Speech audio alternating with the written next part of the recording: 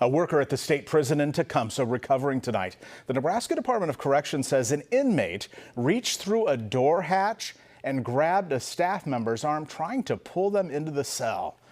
The action broke the staff member's wrist and caused a number of scratches. There is an investigation underway. Those findings will get turned over to the county attorney for possible criminal prosecution.